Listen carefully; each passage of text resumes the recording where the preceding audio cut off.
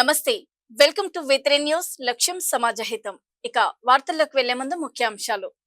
RSS మూలాల ఉన్న వ్యక్తులు నీట్ పరీక్ష పేపర్ను లీక్ చేశారు. రాహుల్ గాంధీ చేపట్టిన ఉద్యమానికి ప్రజలందరూ మద్దతు తెలపాలి. మహేష్ కుమార్ గౌడ్. ఆర్ఎస్ఎస్ మూలాలు ఉన్న వ్యక్తులు వారి వ్యక్తిగత ప్రయోజనాల కోసం నీట్ పరీక్ష పేపర్ను లీక్ చేశారని టీపీసీసీ చీఫ్ మహేష్ కుమార్ గౌడ్ ఆరోపించారు. వారి చర్యల వల్ల 22 లక్షల మంది విద్యార్థుల జీవితాలు రోడ్డున పడ్డాయని ఆయన అన్నారు. ఖైరతాబాద్ జిల్లా కాంగ్రెస్ కమిటీ అధ్యక్షుడు రోహిత్ ముదిరాజ్ ఆధ్వర్యంలో నారాయణగూడలో జరిగిన చత్రోంకి గుంజ్ విద్యార్థి ప్రెజెంటేషన్ కార్యక్రమంలో పిసిసి అధ్యక్షుడు మహేష్ కుమార్ గౌడ్ పాల్గొన్నారు. ఆయన మాట్లాడుతూ ఇంత జరుగుతున్న ప్రధాని మోదీ, కేంద్ర విద్యాశాఖ మంత్రి ధర్మేంద్రన్ ప్రధాన్లు ఇప్పటి వరకు స్పందించకపోవడం దారుణమన్నారు. రాహుల్ గాంధీ విద్యార్థుల హక్కుల కోసం రాజస్థాన్ కోటాలో చేపట్టిన ఉద్యమానికి ప్రజలందరూ మద్దతు తెలపాలని మహేష్ కుమార్ విజ్ఞప్తి చేశారు. ఈ కార్యక్రమం పెట్టినామో మీరు ఇంతవరకు ప్రధానమంత్రి అయిన తర్వాత కూడా చేసుకున్నారు. ఎందుకు కష్టపడి రాసినాం, మంచిగా రాసినాం, రిజల్ట్ మన ఫేవర్లో వస్తుంది అనుకున్నా కానీ ఎగ్జామ్ లీక్ అయినందుకు మళ్ళా ఎగ్జామ్ పెట్టడంలో ఆన్లైన్ ఏదైతే ఎగ్జామ్ని ఆన్లైన్లో ఆర్గనైజ్ చేస్తారో అది సరిగ్గా కనిపించనందుకు మరి వారు దానివల్ల సిబిఎస్ఈకి అప్లై చేసేటువంటి 18 లక్షల స్టూడెంట్స్ ఫ్యూచర్తో కూడా మరి ఆటో సంవత్సరం కేవలం నీట్ మరియు సిబిఎస్ఈ ద్వారా 40 లక్షల మంది విద్యార్థులు దేశంలో మన ఎడ్యుకేషన్ సిస్టమ్ ఏ విధంగా ఫంక్షన్ అయిపోయి భారతదేశాన్ని ముందుకు నడపాల్సిన బాధ్యత కూడా విద్యార్థి అలా బాగా రాసింది, పాస్ అయితే మంచి మార్కులు వస్తాయి, నాకు మెడికల్ సీట్ వస్తుంది అని చెప్పేసి చాలా సంతోషంగా ఉంది. వాళ్ళ పేరెంట్స్ ఎన్నో బాధలు పడే मेरे अंदर पहले नीट के पेपर में मेरे अच्छे मार्क्स आ रहे थे पर अब दोबारा अच्छा जाए इसका कोई गारंटी नहीं है, मैंने सब बर्बाद कर दिया आप दोनों का.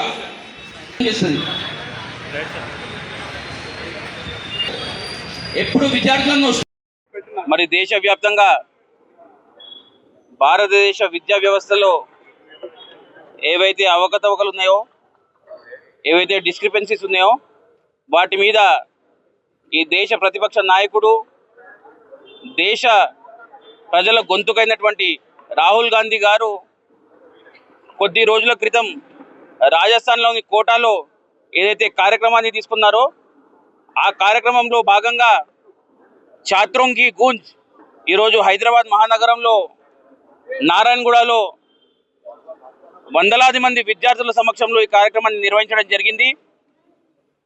ఈ కార్యక్రమం ద్వారా విద్యార్థులకు జరుగుతున్నటువంటి అన్యాయాన్ని, విద్యా వ్యవస్థలో జరుగుతున్నటువంటి దోపిడీని విద్యార్థులకు తెలియజేసే విధంగా రాహుల్ గాంధీ గారు రూపొందించినటువంటి పవర్ పాయింట్ ప్రజెంటేషన్ని విద్యార్థులకు ఎక్స్ప్లెయిన్ చేయడం జరిగింది. భారతదేశ వ్యవస్థ కేవలం నిర్వహిస్తున్నటువంటి 5 పరీక్షల ద్వారా వచ్చే రెవెన్యూతో ఈ భారతదేశ ప్రభుత్వంలో ఉన్నది 5 మంత్రిత్వ శాఖలు బడ్జెట్ నడుస్తుందంటే విద్యా వ్యవస్థ ఏ విధంగా ఈ దేశ విద్యార్థులను, తల్లిదండ్రులను దోచుకుంటుందో మనం అందరం కూడా ఆలోచించాలి. మరి ఇంత డబ్బు దేశ విద్యార్థుల నుంచి మరి దోపిడీ చేస్తున్న ప్రభుత్వము ఇదే విద్యార్థులకు ఎటువంటి సౌకర్యాలు అందిస్తుంది, ఎటువంటి విద్యా అవకాశాలను కల్పిస్తుంది, ఎటువంటి ఉద్యోగ అవకాశాలు కల్పిస్తుందో మరి విద్యార్థులకు తెలియజేయడం జరిగింది. 22 లక్షల మంది విద్యార్థులు నీట్ ఎగ్జామ్ రాస్తే 1,32,000 కోట్లు ప్రభుత్వానికి ప్రభుత్వానికి చేరినాయి. మరి అంత డబ్బు దొరికిన తర్వాత అటువంటి విద్యార్థుల పేపర్ లీక్ చేసి మరి విద్యార్థుల జీవితాలతో చెలగాటమాడిన ప్రభుత్వము సిగ్గు లేకుండా ధర్మేంద్ర ప్రధాన్ ఇంకా రాజీనామా చేయించకుండా కొనసాగిస్తూ ఉంది. నిన్న ధర్మేంద్ర ప్రధాన్ మాట్లాడుకుంటా ఎవరైతే విద్యార్థులు రోడ్ల మీద మరి వారి రాజీనామాను కోరుకుంటున్నారో మరి వారందరూ దేశ ద్రోహులు అని చెప్పి మాట్లాడుతూ ఉన్నాడు.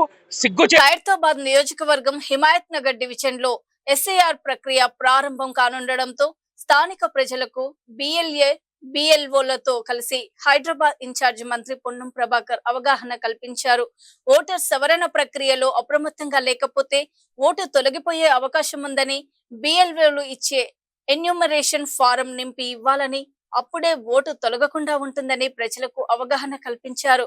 ఎన్నికల కమిషన్ తెలంగాణ రాష్ట్రంలో నేటి నుండి ఎస్ఐఆర్ ప్రక్రియ ప్రారంభించిందని, తెలంగాణలో గ్రామ స్థాయి కార్యకర్త నుండి రాష్ట్ర స్థాయి వరకు ఒక్క ఓటు కూడా తొలగకుండా చూసుకోవాలని మంత్రి పొన్నం ప్రభాకర్ కార్యకర్తలకు సూచించారు.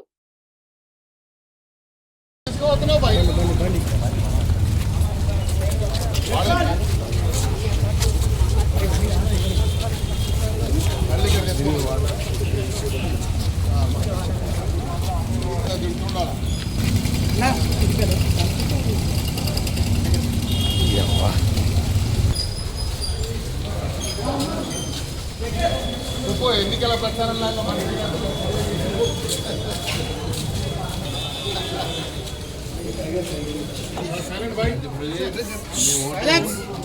ప్రజలలో ఉండాలి. మన ఓటు లేకపోతే వేస్ట్ కదా. అందుకే ఓట్లు ఎలక్షన్ కమిషన్ ఓట్లు నమోదు చేస్తారు. మీ ఓటు ఉందా లేదా అని చెక్ చేస్తారు. ఫామ్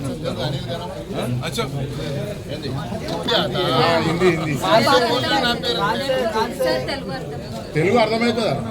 तो क्या करना है मालूम है ना भी, इसका फिलअप करके 2 फोटो देना है.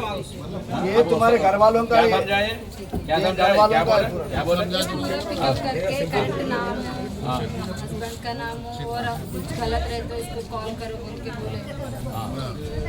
अम्मा समझिए ना, समझ इधर तरफ है ना आपके घर वालों का लिखना पूरा. దాని ఇంకా హిడెన్ కారణాలు కూడా చాలా ఉన్నాయి కనుక మనం అందరం కూడా ఈరోజు డెమోక్రసీని కాపాడడానికి ఒక ఎక్సర్సైజ్ కూడా అందరినీ విజ్ఞప్తి చేస్తున్నాం. ఎందుకంటే బాబాసాహెబ్ అంబేద్కర్ ఇచ్చిన మనకు హక్కు ఏంటంటే ఓటకు మనకు బాబాసాహెబ్ అంబేద్కర్ గారు కల్పించారు.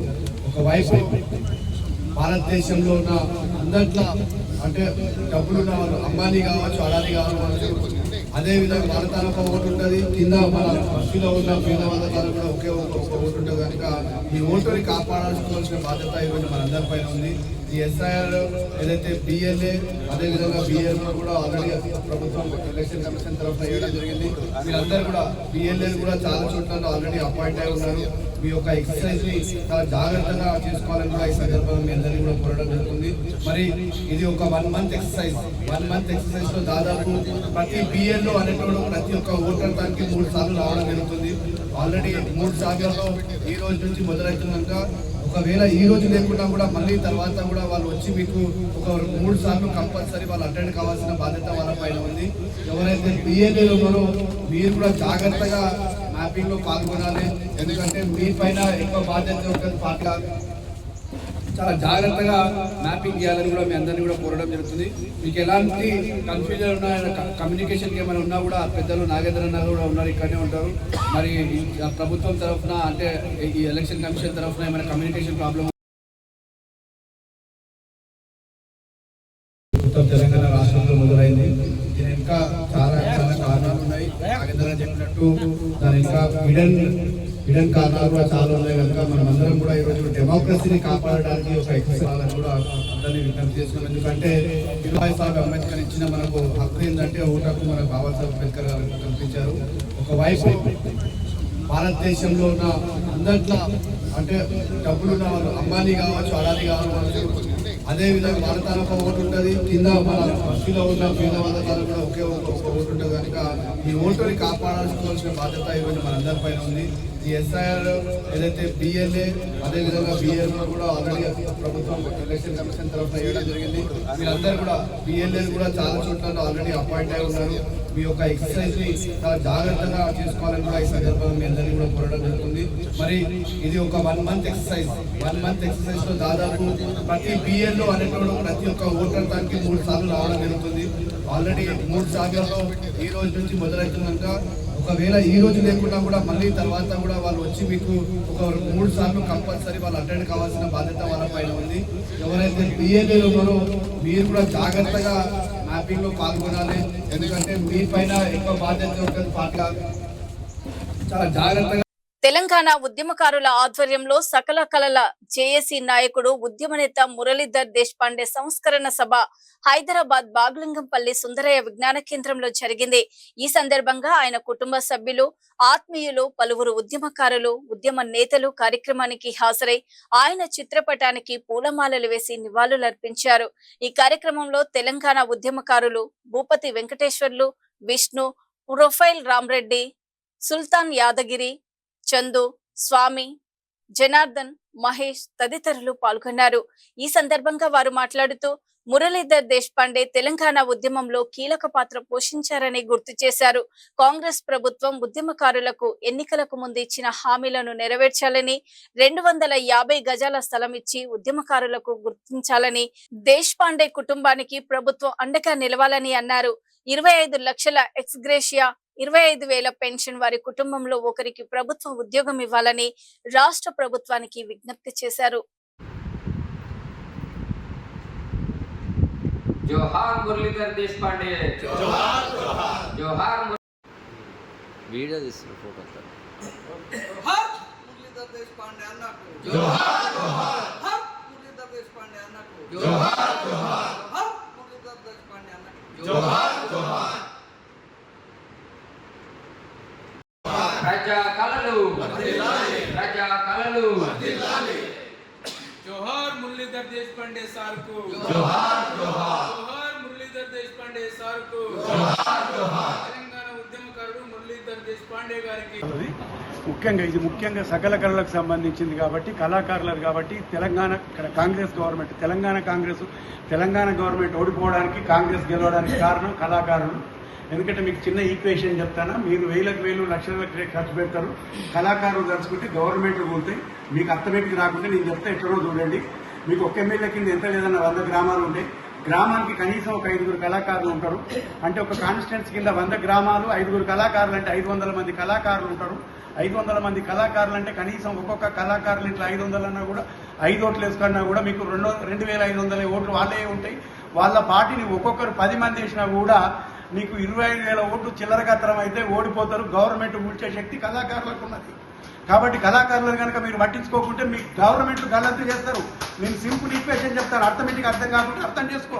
గ్రామానికి 5 కళాకారులు, ఒక్కొక్క కళాకారులు ఇట్లా 5 ఓట్లు అంటే ఒక్క గ్రామంలో కనీసం కళాకారులు ఓట్లు 25 ఉంటాయి. వాళ్ళు 25 మంది పాట పడితే కనీసం 10 ఓట్లు చేంజ్ అయినా కూడా మీకేంటంటే 35 ఓట్లు గ్రామంలో అంటే 3,500 ఓట్లు మినిమం చీల్చగలుగుతారు.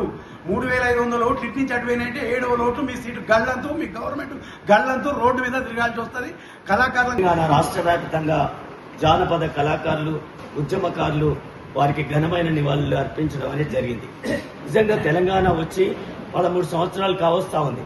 2 ముఖ్యమంత్రులు మారారు. అయినా ఇంతవరకు ఇవాళ తెలంగాణ కళాకారులకు ఏమిచ్చిర్రని మేము అడుగుతా ఉన్నాం. డప్పు కొట్టిర్రు, తెలంగాణ తెచ్చిర్రు, కానీ కళాకారులకు ఏమిచ్చిర్రు అని మేము ప్రశ్నిస్తున్నాం. అదే దేశపాండే ఇవాళ అనేక ఉద్యమాలు చేసిండు. ఉద్యమకారులకు ఇవాళ పెన్షన్స్ కావాలన్నాడు, ఉద్యమకారులకు వేతనాలు ఇవ్వాలన్నాడు, అనేక పోరాటాలు చేసిండు. కానీ ఆయన ఆశయాలు నెరవేర్చేందుకు ఏ తెలంగాణ భాషా సాంస్కృతిక శాఖ ఏ విషయంలో కూడా సంతాప సభ కూడా చేరా. తెలంగాణ తీసుకొచ్చిన ఒక ఉద్యమకారుడికి కేసీఆర్ వాళ్ళు కానీ, ఇటు టీఆర్ఎస్ ప్రభుత్వం కానీ, ఇటు కవిత కానీ అనేక మందికి ఈ కళాకారులను తీసుకుపోయి ఉద్యమానికి సహకరించిన ఒక మహానేత. అటువంటి అతనికి ఒక సంతాప సూచకంగా ప్రభుత్వం ఏం చేయదా?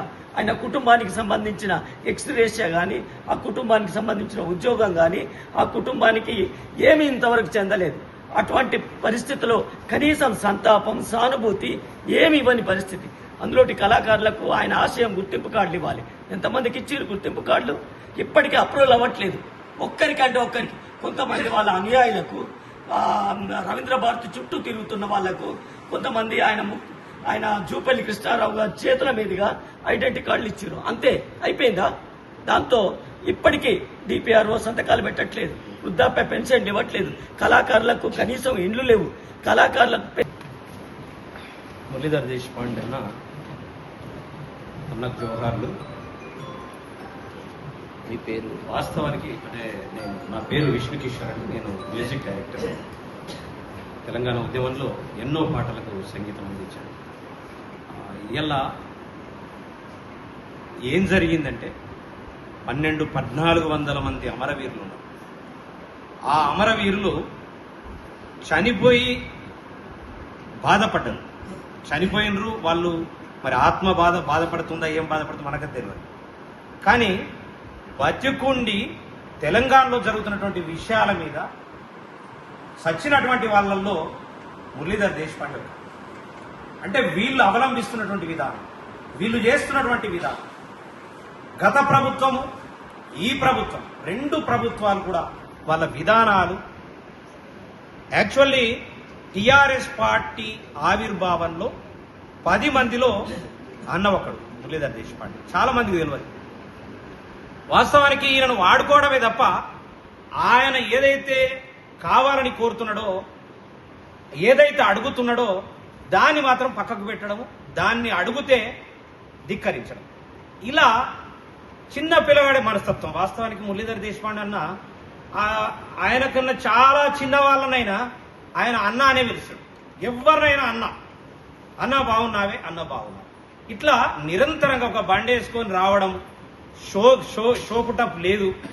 ఇలా తెలంగాణ ఉద్యమకారులకు, తెలంగాణ కళాకారులకు ఇలా గూడంజేయకు జరిగినటువంటి ప్రభుత్వ ఆసుపత్రులు, మెడికల్ కాలేజీలలో పనిచేసే సిబ్బందికి కనీస వేతనం 26,000 అమలు చేయాలని సిఐటియు ఆధ్వర్యంలో కార్మికులు సిరిసిల్ల ఆసుపత్రి ముందు ఒక్కరోజు నిరసన దీక్ష చేపట్టారు.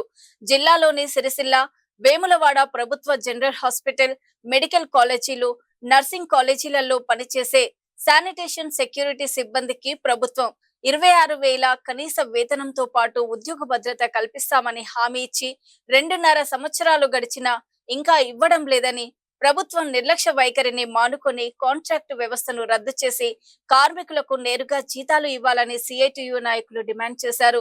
ప్రభుత్వం స్పందించి కార్మికుల న్యాయమైన సమస్యలను పరిష్కరించకపోతే జూన్ 30న ప్రజాభవన్ ముట్టడి కార్యక్రమాన్ని చేపడతామని హెచ్చరించారు.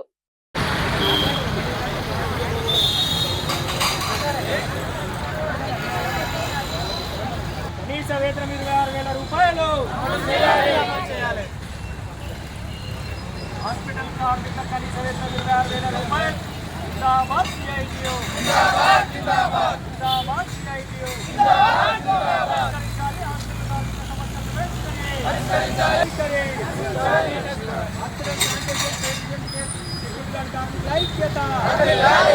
పరిష్కరించాలి కార్మిక సమస్యలను. కనీస వేతనం 26,000 రూపాయలు. సిఐటియు జిందాబాద్ జిందాబాద్.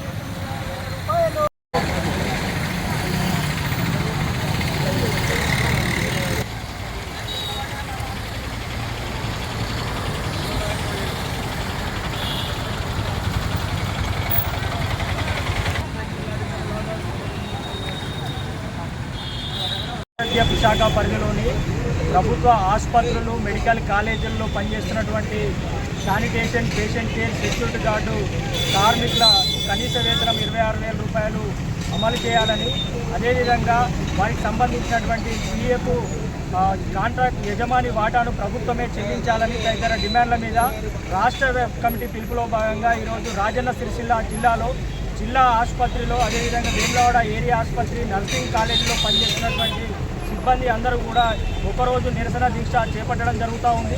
మరి ప్రధానంగా ప్రభుత్వము అధికారంలోకి వచ్చే ముందు మరి హాస్పిటల్ కార్మికులకు కనీస వేతనం 26,000 రూపాయలు అందిస్తామని, ఉద్యోగ భద్రత కల్పిస్తామని, అన్ని సమస్యలను పరిష్కరిస్తామని చెప్పి హామీలు ఇవ్వడం జరిగింది. 2.5 సంవత్సరాలు అవుతోంది అధికారంలోకి వచ్చి. ఏ ఒక్క హామీని కూడా అమలు చేయకుండా హాస్పిటల్లో పనిచేస్తున్నటువంటి కార్మికులను నిర్లక్ష్యంగా వేరుస్తున్నటువంటి పరిస్థితి ఉంది. మరి రోజువారీగా హాస్పిటళ్లకు వచ్చేటువంటి రోగులకు, మరి పేషెంట్లకు సపర్యలు చేస్తూ మరి అనేక సేవలు అందిస్తున్నటువంటి హాస్పిటల్ కార్మికుల పట్ల ప్రభుత్వం నిర్లక్ష్యం వహించడం సరికాదు. ఇప్పటికైనా వెంటనే ప్రభుత్వం ఇచ్చిన హామీ ప్రకారం కనీస వేతనం 26,000 రూపాయలు అందించాలి. అదేవిధంగా కాంట్రాక్టు వ్యవస్థను రద్దు చేసి ప్రభుత్వమే నేరుగా వీళ్లకు జీతాలు అందించాలని చెప్పి మేము డిమాండ్ చేస్తూ ఉన్నాము. మరి రాష్ట్ర వ్యాప్త పిలుపులో భాగంగా ఈరోజు నిరసన దీక్ష చేపడుతూ ఉన్నాం. ప్రభుత్వం స్పందించి సమస్య పరిష్కరించకుంటే కనుక మరి జూన్ 30వ తేదీన చెలో హైదరాబాద్ ప్రజాభవన్ ముట్టడి కార్యక్రమం చేపడుతూ ఉన్నాం. అయినా పరిష్కారం కాకుంటే మరి జూలై నెలలో మొదటి వారంలో ఒకరోజు స్ట్రైక్ మొత్తం రాష్ట్ర వ్యాప్తంగా అన్ని హాస్పిటల్లో పనిచేస్తున్న సిబ్బంది ఒకరోజు ఆ స్ట్రైక్ చేయడం జరుగుతూ ఉంది. ఇప్పటికైనా కాబట్టి ప్రభుత్వం వెంటనే స్పందించి ఆ ఇచ్చిన హామీలు అమలు చేయాలి, సమస్యలను పరిష్కరించాలని మేము డిమాండ్ చేస్తాము. ప్రభుత్వ హాస్పిటల్లో పనిచేస్తున్నట్టు కార్మికుల స్లీపర్లకు సమస్యల గురించి స్వయంగా కాంగ్రెస్ ప్రెసిడెంట్ రాహుల్ గాంధీ గారు గాంధీ హాస్పిటల్లో ఇక్కడ వివిధ సందర్భాల్లో పర్యటించి కూడా జీతాలు పెంచుతాం, లీక్ చేస్తాం, మాకు కాంట్రాక్ట్ వ్యవస్థను రద్దు చేసి ఖచ్చితంగా ఇస్తామని చెప్పడం జరిగింది. మాకు కాంగ్రెస్ గవర్నమెంట్ వచ్చి 2 నెలలు దాటినా కానీ ఇంతవరకు దాన్ని అమలు చేయడం లేదు. డ్రగ్స్ రహిత దేశంగా మార్చేందుకు యువత ముందుకు రావాలని పెద్దపల్లి డీసీపీ రామరెడ్డి పేర్కొన్నారు. ఈ మేరకు నషా ముక్త్ భారత్ అభియాన్ కార్యక్రమంలో భాగంగా పెద్దపల్లి జిల్లా గోదావరికనిలో కళాశాల విద్యార్థులకు అవగాహన కల్పించారు. డ్రగ్స్, గంజాయి, మద్యం ఇలాంటి వ్యసనాలకు పాల్పడకుండా దేశ అభివృద్ధికి పాటుపడాలని తెలిపారు. సమాజానికి కీడు చేసే వారి పట్ల అప్రమత్తంగా ఉండాలని విద్యార్థులకు పిలుపునిచ్చారు. మత్తు పదార్థాలకు దూరంగా ఉంటామని విద్యార్థులతో ప్రతిజ్ఞ చేయించారు.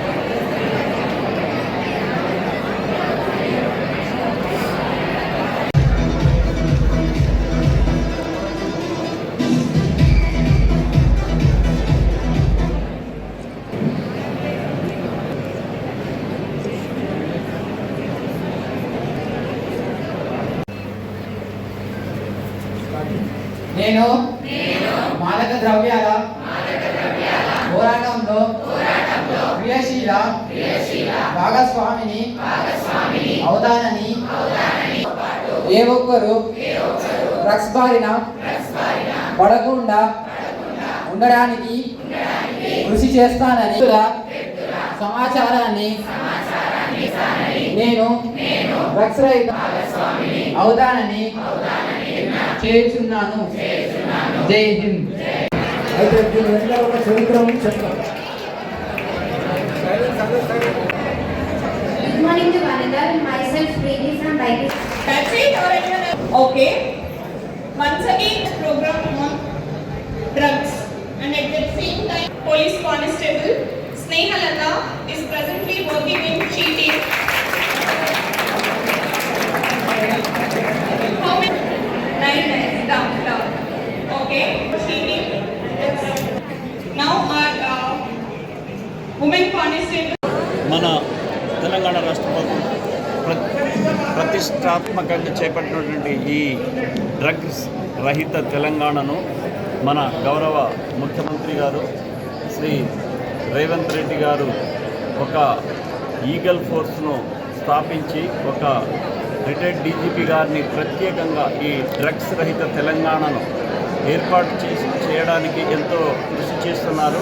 దాంట్లో భాగంగానే ఈరోజు మా గోదావరికని ఏసీపీ రమేష్ గారి ఆధ్వర్యంలో 1 town circle inspector Indrasena Reddy and అతని టీము 3 జూనియర్ కాలేజీలను ఒకచోట చేర్చి వాళ్లను ఈరోజు అవగాహన సదస్సు నిర్వహించడం జరిగింది.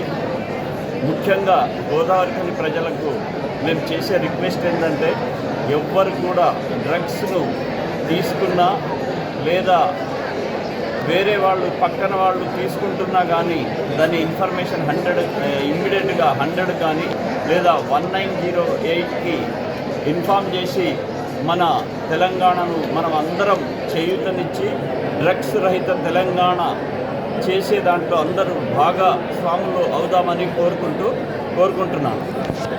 సిరిసిల్ల జిల్లాలో గంజాయి సరఫరా వినియోగాన్ని అరికట్టే లక్ష్యంతో పోలీసులు విస్తృత తనిఖీలు నిర్వహించారు. యాంటీ డ్రగ్ అవేర్నెస్ వీక్ లో భాగంగా జిల్లా ఎస్పీ ఆదేశాల మేరకు సిరిసిల్ల జిల్లా కేంద్రంలో కిరాణా దుకాణాలు, పాన్ షాపులు, బస్టాండ్, విద్యా సంస్థల పరిసరాల్లో నార్కోటిక్ జాగిలాల సహాయంతో తనిఖీలు చేపట్టారు. మత్తు పదార్థాల వల్ల యువత భవిష్యత్తు దెబ్బతింటుందని, వాటి నిర్మూలనకు ప్రజల సహకారం అవసరమని అధికారులు తెలిపారు. డ్రగ్స్ లేదా గంజాయికి సంబంధించిన సమాచారం ఉంటే Telangana eagle force help line 87-126-71111 లేదా సమీప పోలీస్ స్టేషన్ కి సమాచారం అందించాలని, సమాచార దాత వివరాలు గోప్యంగా ఉంచుతామని పోలీసులు వెల్లడించారు.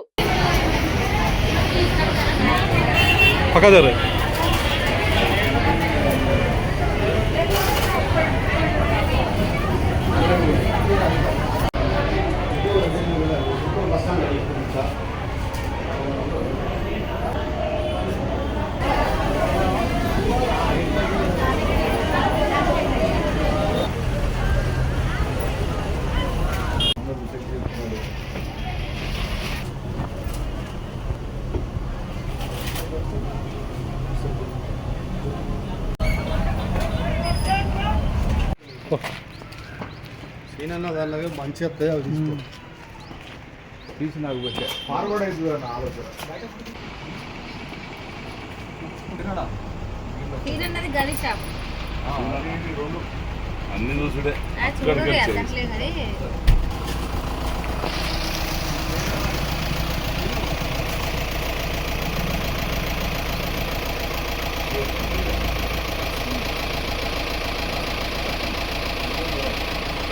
మనమే మంది బాగా అయిపోయినాం గట్ల చూపి ఇట్లా చూడు చూడు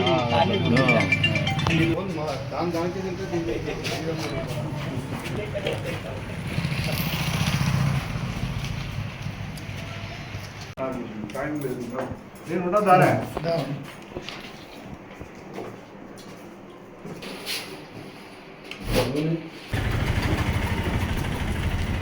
రమ్మంటావా ఒకరు ఉన్నారమ్మా